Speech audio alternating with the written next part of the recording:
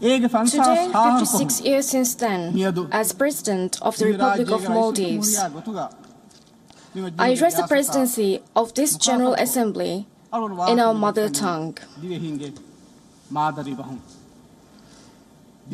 Our mother tongue, Divehi, the language we take pride in and is close to our hearts. A language that is most familiar for the presidency of this General Assembly. The Maldives may be small in size. Maldivians, however, are big in their rich culture and heritage. This is indeed a great honor for our nation.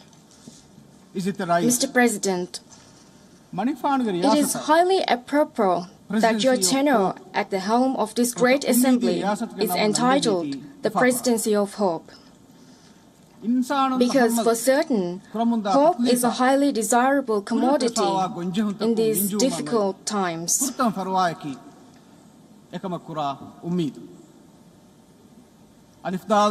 And surely what led to the formation of the United Nations?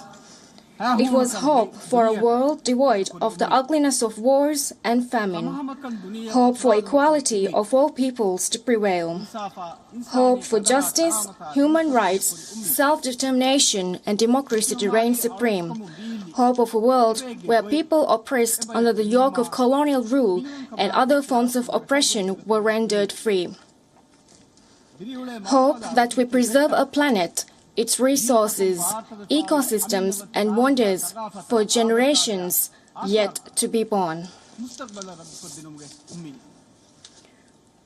Mr. President,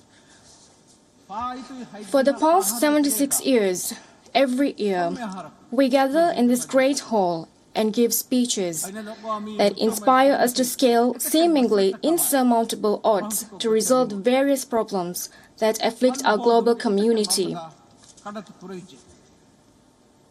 Yet, for all our achievements and success, the COVID-19 pandemic has pushed our progress back years. The adverse impacts of climate change are increasing. The steady growth of the world's population is also increasing the presence of famine.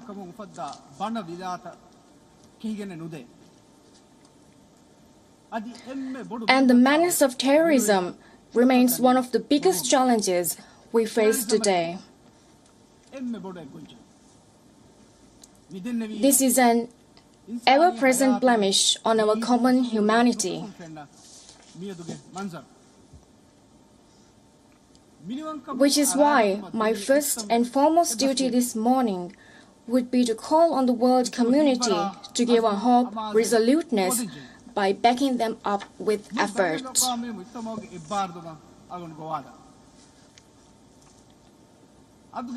I believe the 5 rays of hope offered in your PGA manifesto presents great hope in itself, Mr. President. From our small island nations to the powers spanning continents, the consequences of COVID-19 have been the same. It has laid bare in the starkest of terms what we have already known, namely that in today's world we are bound together.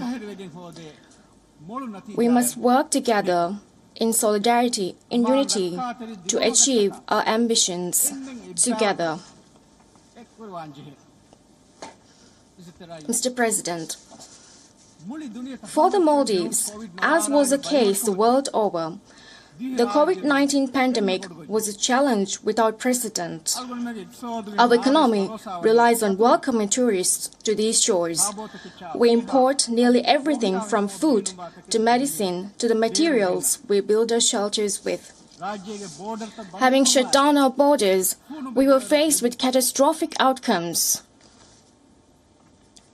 Tourists stopped arriving, foreign currency receipts dropped, businesses went under. The lockdown hindered social well-being.